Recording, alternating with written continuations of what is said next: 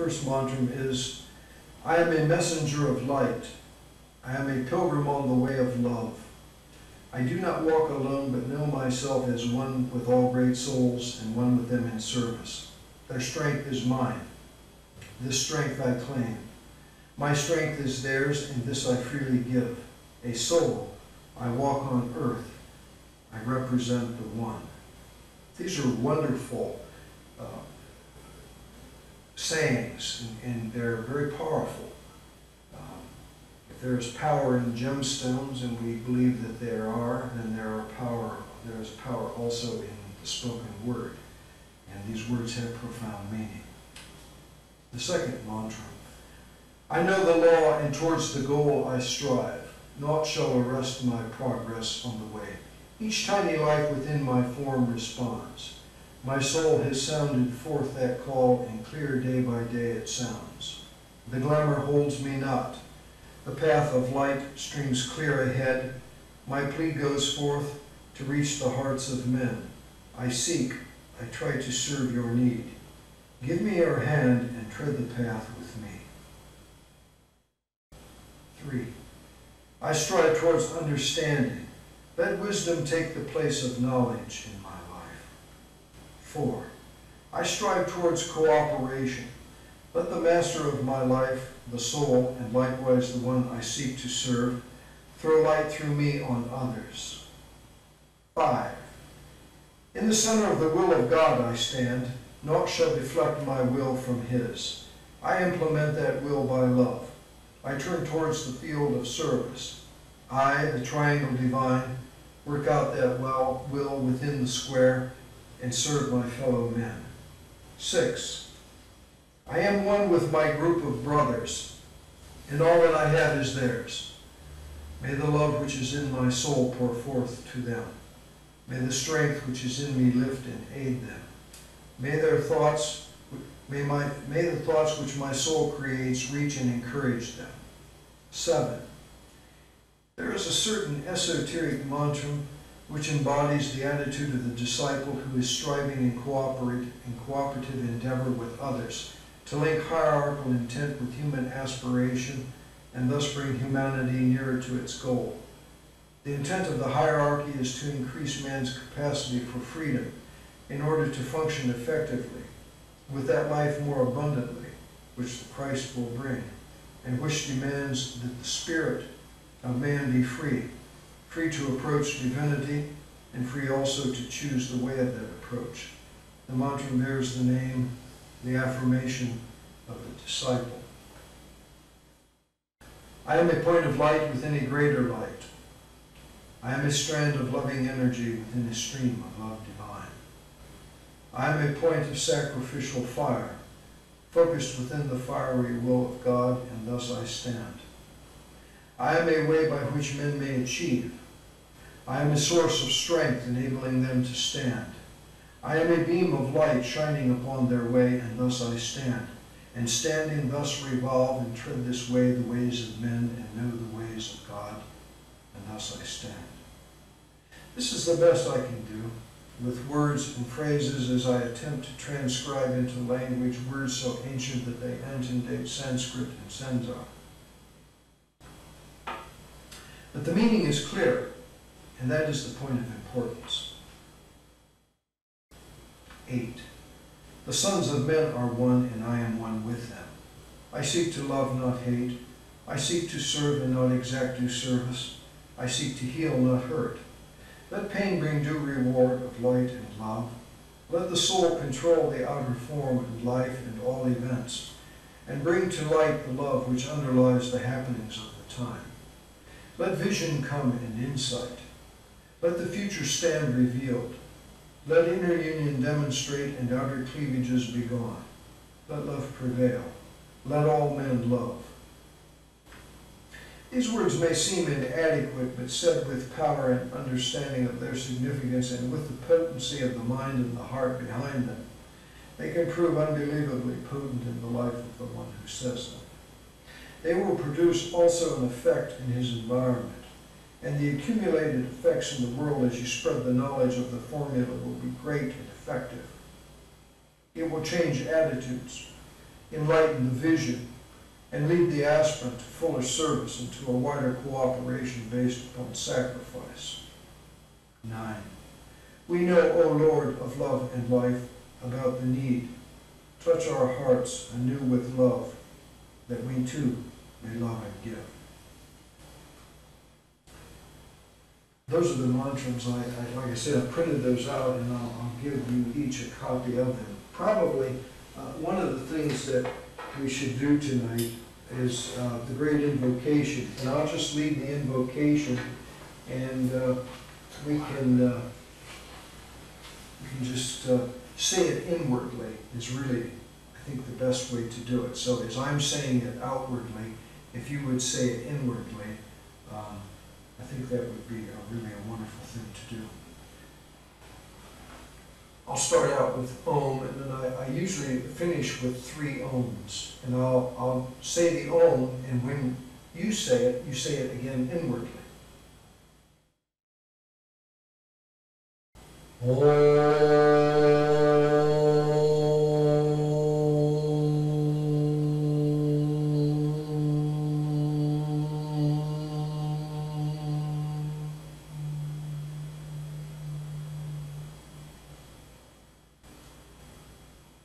From the point of light within the mind of God, let light stream forth into the minds of men. Let light descend on earth. From the point of love within the heart of God, let love stream forth into the hearts of men. May Christ return to earth. From the center where the will of God is known, let purpose guide the little wills of men, the purpose which the masters know and serve.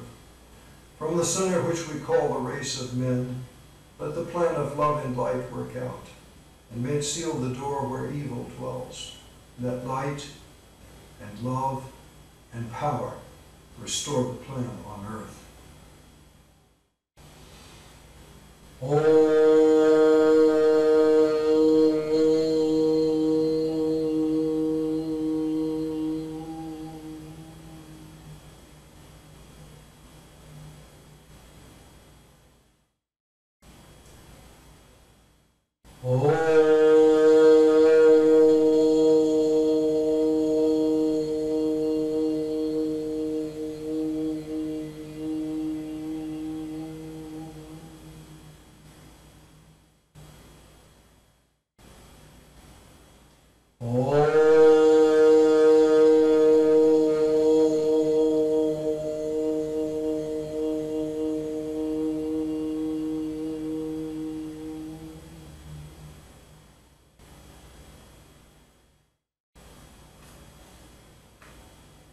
I think I can turn the light on there. George, do you know where that light is?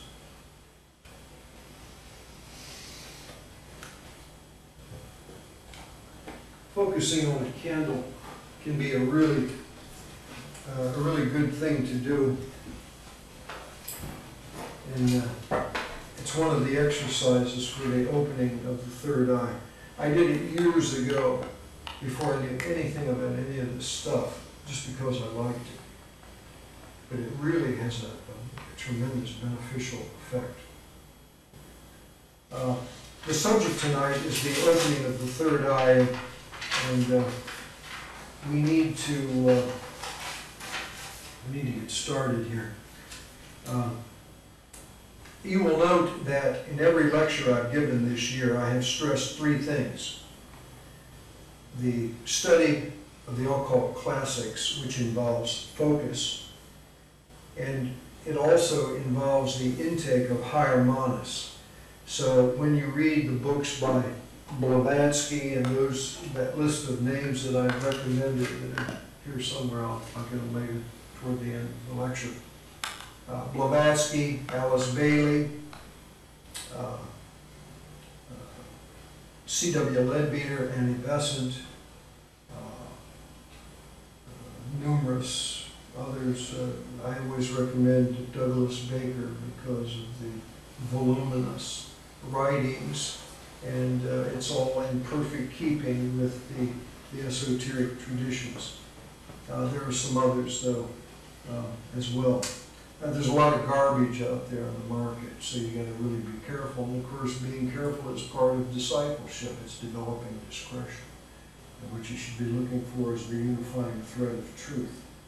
Those great axioms that are talked about by the great teachers of the world.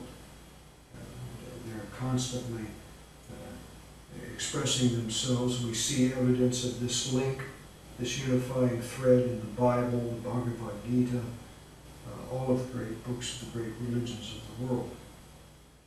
But one of the things that we're talking about is that it is through the medium of the three tracks in etheric substance that the energies are transferred from chakra to chakra. These tracks are called Ida, Sushumna, and Pingala in the East, and in the West their significance is symbolized by the caduceus of Hermes. And that really is the first picture there. We'll go back to this in a minute. But what the ancients were talking about was Ida, Sushumna, and Pingala, the intertwining stakes which are seen in the etheric body, and this little tiny thing at the top, not in this case, but often in many cases, is shown as a pine cone.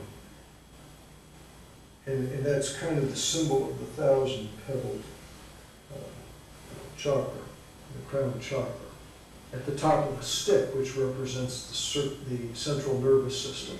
So the Greek god Hermes, and one of the things that flabbergasted me was going to the Vatican and seeing the pine cone in the courtyard of the Vatican in Rome. There's a gigantic pine cone that was it had to be probably 8 feet tall, just the pine cone itself. And it showed, I was with Dr. Olson, in fact, when we saw it. It shows that the old-time Catholics, the early church, recognized the significance of the pine cone in symbolism. And of course, probably one of the most famous statements in the Bible is that when I be single, then thy whole body shall be filled with light. It's interesting, as an old mystic from South Africa once told me, Jesus never said anything about Christianity, but he did speak a great deal about light. And of course, he's talking about the light of the eye and its significance in spiritual awakening. This is a very famous painting. It came from Manly Hall. And it's interesting because it shows anatomically some of what happens, and he even states, I'll read you his statement, based on this painting, gorgeous painting, the head of Minerva. This painting of the head of Minerva shows in part, and you have to think about that, shows in part. The activities of the pineal gland and the pituitary body at the time of the phenomenon, commonly termed the opening of the third eye. The Kundalini fire is seen rising upward through the spinal canal into the pons of the medulla oblongata, this region here. The golden light radiating from the base of the brain at the back gradually increases in size and intensity until it forms the nimbus, or the halo of the saint. The pituitary body is here shown, surrounded by an elliptic rose aura.